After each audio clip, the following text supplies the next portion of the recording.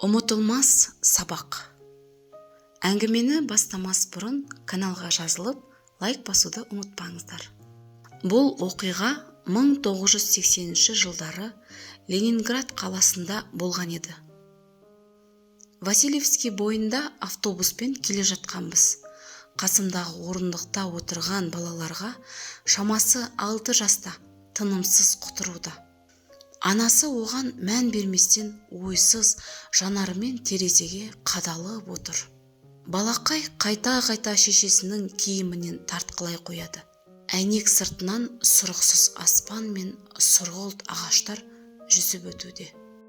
Балақай бір нәрсені сұрап жатыр ма, талап етіп жатыр ма белгісіз. Әйтеуір тыным жоқ. Бір кезде басын оқыс бұрған шешесі ұлының қолын жұлқып тартып қалды да сыбырлай ызалана тіл қатты. «Не керек саған?» Балақай сасқалақтап қалды. «Не керек деймін саған? Сен өзің кім екеніңді білесің бе? Сен ешкімде емессің. Түсіндің бе? Барыңнан жоғың». Балақайдың көзі бадырайып кетті. Маған ол дірілдеп тұрған секілді көрінді. Әлде мен дірілдеп кеттім бе? Арқам терлеп қоя берді. Басыма келген алғашқы ой есімде. Шынымен ол осы сөзді өз баласына айтып тұр ма? Әлде басқа біреу туралы ойлап отыр ма? «Сені көргімде келмейді», деді ол тағы да ысылдап. «Өлтірдің ғой, құрттың ғой баланы». Көліктегі адамдар ештеңе болмағандай қалғыған қалыптарында кетіп бара жатты. Тынысым тарылып, тынып отырмын. Алайда балақай жыламады. Ал анасы оның қолын сілкіп тастап, қайтадан терезеге үңілді. Ол бірден басылып, төменшіктеп қалғандай көрінді. Қарсы алдындағы орындықтың жыртық арқалығына қараған күйі үнсіз отыр. Мен болсам орнымнан атып тұрып, бәрінің көзінше шешесін паршалап тастағым кеп кетті. «Ей, сорың құрғыр салдақы, сен ешкім емессің. Тірідей өлтірдің ғой оны», деп айғай салғым келді. Ант етейін, тура осылай істегім келді. Алайда балақайға қарап іркіле бердім.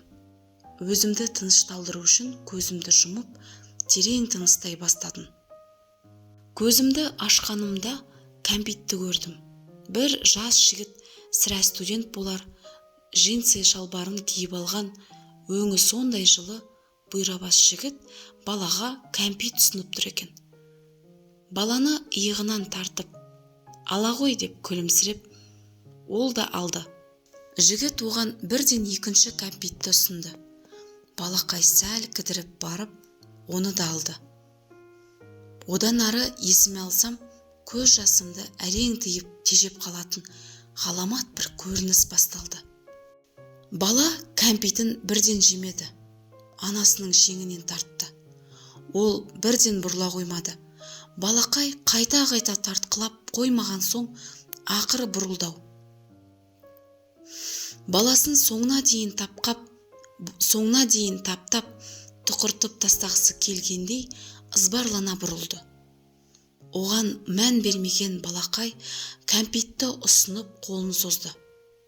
Ол балаға бір тәттіге бір қарап, қатты да қалды. Сол сәтте бала кәмпитті оның қолына ұстата қойды. Ол қолы күйіп қалатындай жалма-жан өзіне қайтарып берді. «Жегім келмейді», деді шешесі. Екі кәмпитте балдырғанның алақанында жатты. Бірақ ол қолын созған күйі тұра берді. «Өзің же», деді ақырын ғана анасы. «Менің жегім келмей тұр, шын айтам». Балақай кәмпитті оның тізесінің үстіне қойды. Осы арадағы үнсіздікті, үзілісті еш қашан ұмыта алмаспын. Және бала жүзіндегі сол бір ересектікті, ірілікті көрдім.